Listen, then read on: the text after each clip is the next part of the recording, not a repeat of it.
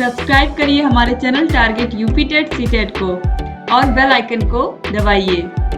Hello दोस्तों, मैं आनंद स्वागत करता हूं आप सभी का आपके अपने channel target UP TET CTET में। दोस्तों, डीएलएड में सेकंड सेमेस्टर में मैथ्स में आपको क्या क्या पढ़ना है, ये सारी चीजें तो हम यहाँ पे डिस्कस करेंगे। साथ ही साथ आपके गणित विषय को बिल्कुल मैं आसान बनाने वाला हूँ। देखिए, बहुत सारे प्रशिक्षुओं का बैक लगता है और ज्यादातर मैथ में ही लगता है, ये बहुत दुख की बात है।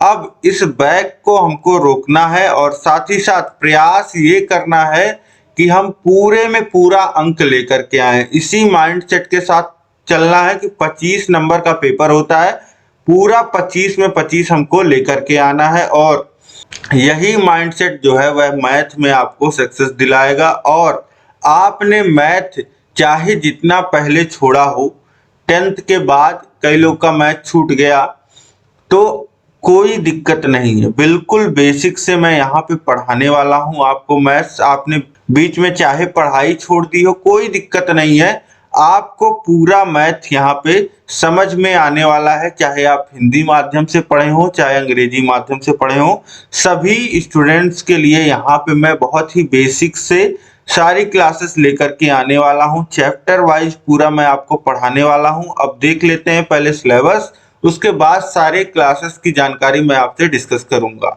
देखिए, पहला चैप्टर जो है आपका वह 3 अंकों तक की संख्याओं का लासा एवं मासा, अभाज्य, गुणनखंड एवं भाग विधि के द्वारा।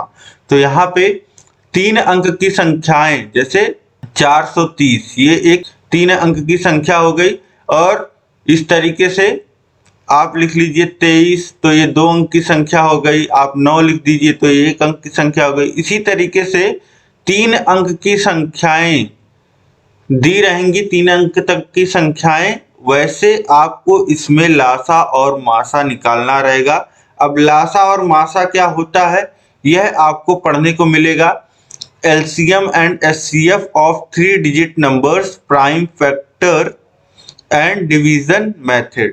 देखिए, 2 विधि से आपको लासा, लघुत्तम समापवर्त निकालना और महत्तम समापवर्तक निकालना, ये दोनों चीजें 2 मेथड से पढ़नी है और बहुत ही आसान है। बहुत ही बेसिक से सारी चीजें मैं आपको यहाँ पे बताऊंगा। इसके बाद देखिए, दूसरा चैप्टर जो आपका आएगा, व्यंजक में प्रयुक्त जोड़, घटाना, गुणा, भाग के संकेतों तथा कोष्ठकों का सरलीकरण, simplification of brackets and symbols of addition, subtraction, multiplication, division used in expression. अब बीजीय व्यंजक क्या होते हैं और उनका जोड़, घटाना, गुणा, भाग कैसे करते हैं और कोष्ठकों को कैसे हल करते हैं। आपने देखा होगा, एक ब्रैकेट ये लगता है, एक मझला ब्रैकेट लगता है, एक बड़ा ब्रैकेट लगता है। तो इन ब्रैकेट्स के साथ कैसे डील करते हैं, बॉडमॉस रूल के बारे में मैं आपको बताऊंगा। उन पे आधारित प्रश्न होते हैं, बस आपको नियम समझने हैं, ठीक है। सारी चीजें यहाँ पे आप जो डरते हो एक्स वाई जेड से, जैसे x+5, ये क्या है, एक एक्सप्रेशन है, बीजीय व्यंजक है।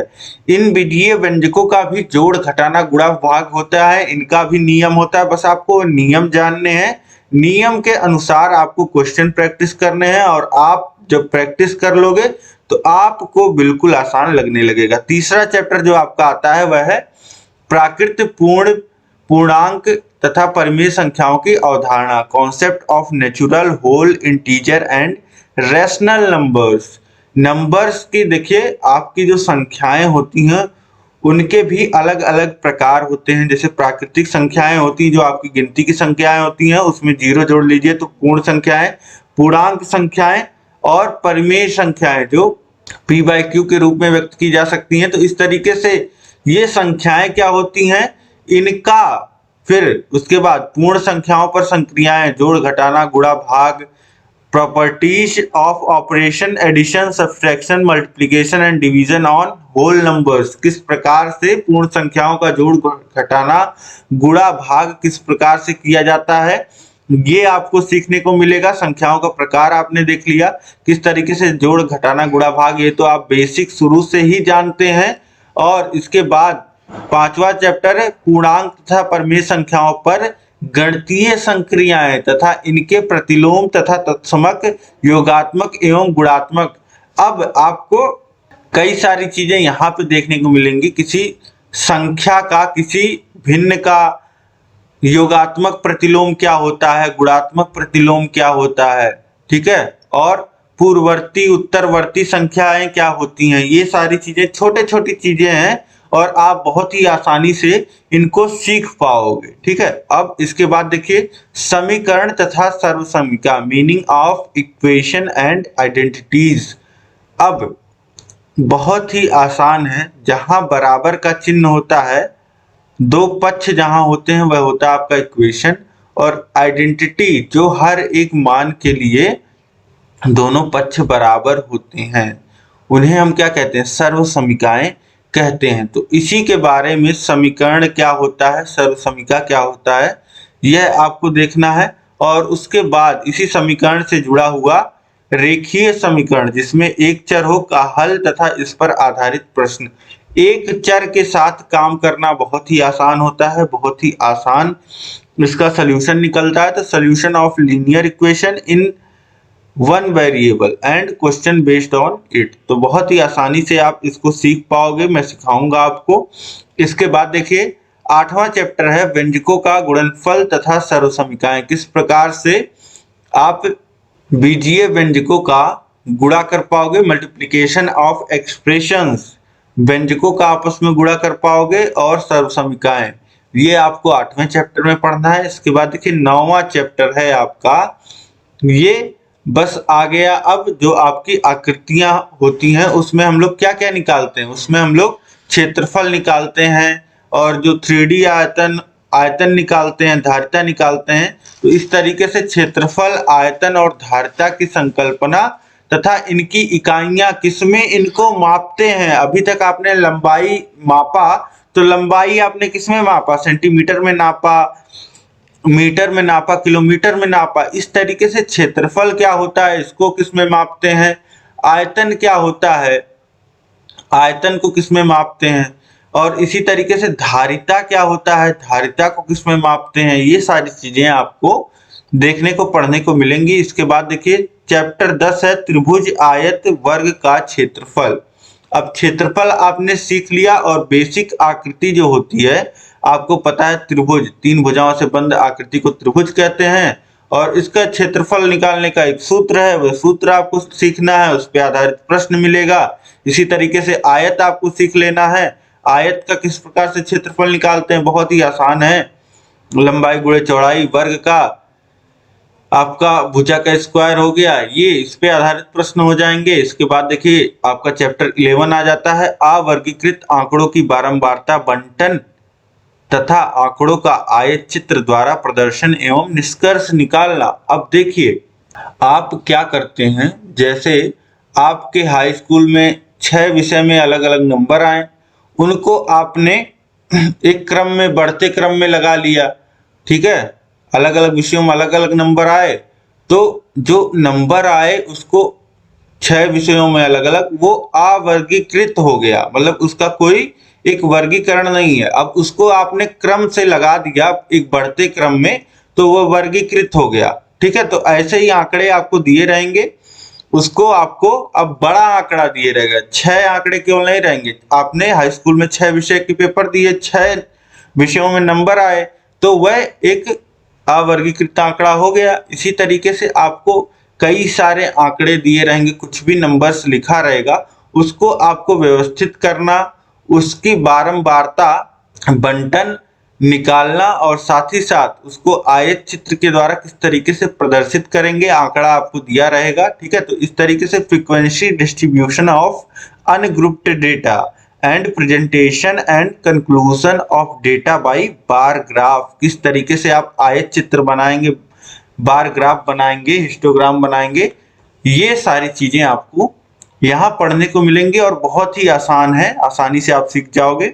इसके बाद देखिए आपका 12वां चैप्टर है सर्वांग समता एवं समरूपता, कॉन्ग्रुएंसी एंड सिमिलैरिटी। तो सर्वांग समता ये आकृतियों के बारे में है, जैसे आपने त्रिभुज पढ़ा, आयत पढ़ा, और 3D आकृतियां जो होती हैं इनके विषय में थोड़ा सा इमेजिनेशन से रिलेटेड है, बहुत ही थोड़ा सा और बहुत ही लिमिटेड है, तो आपको बहुत ही आसानी से समझ में आएगा कि सर्वांग समता, दो आकृतियां सर्वांग सम कब होंगी। सर्वांग सम मतलब कि बिल्कुल बराबर, कोई अंतर ही नहीं, ये समझ लीजिए। और समरूपता मतलब देखने में जो रूप होगा वह एक ही तरह का होगा, लेकिन आकृतियों में छोटा बड़ा का बस अंतर होगा, यही समरूपता होता है।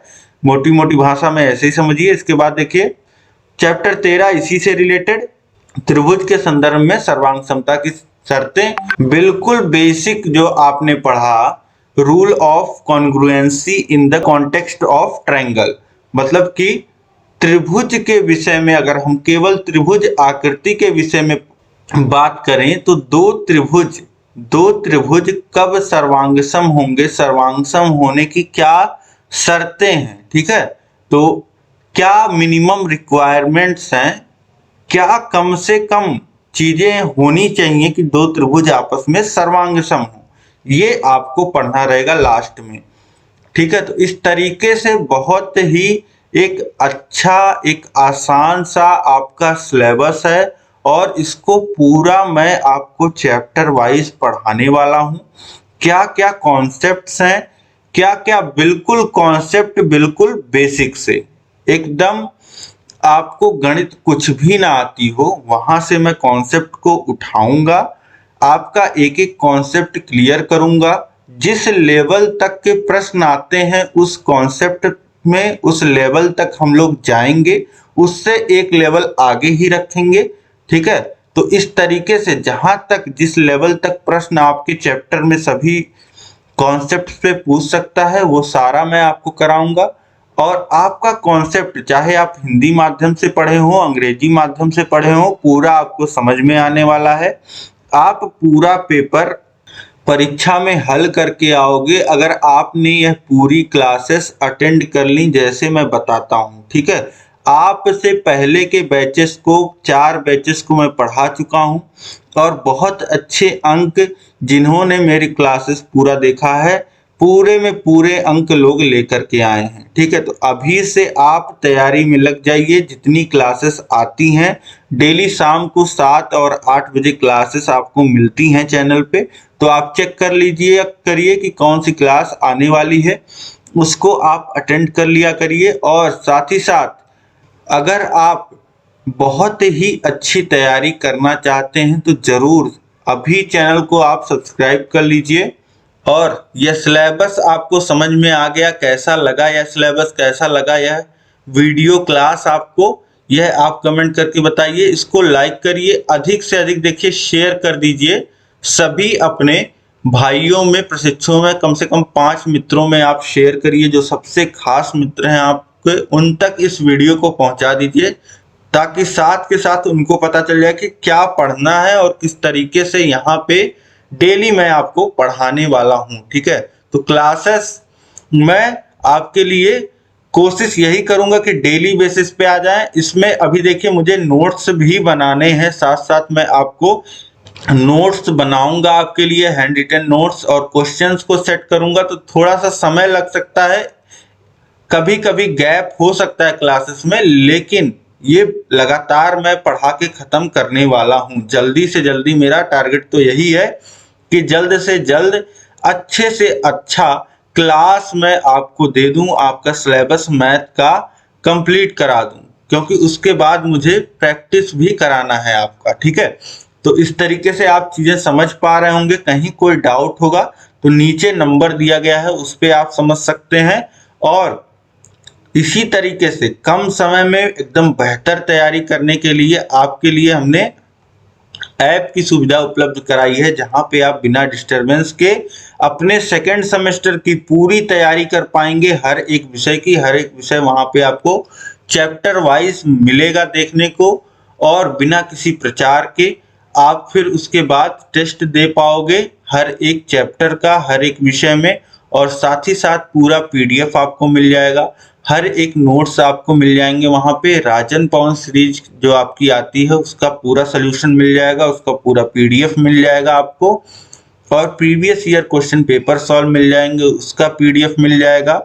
साथ ही साथ मास्टर क्लास मिल जाएगा और जो भी आपके डाउट्स हैं उनको सॉल्व किया जाएगा। तो इस तरीके से पूरा पैकेज आप बहुत कम समय में बहुत अच्छी तैयारी हमारे ऐप के माध्यम से कर सकते हैं। ऐप का भी नाम टारगेट यूपी टेट सीटेट है, जो चैनल का नाम है।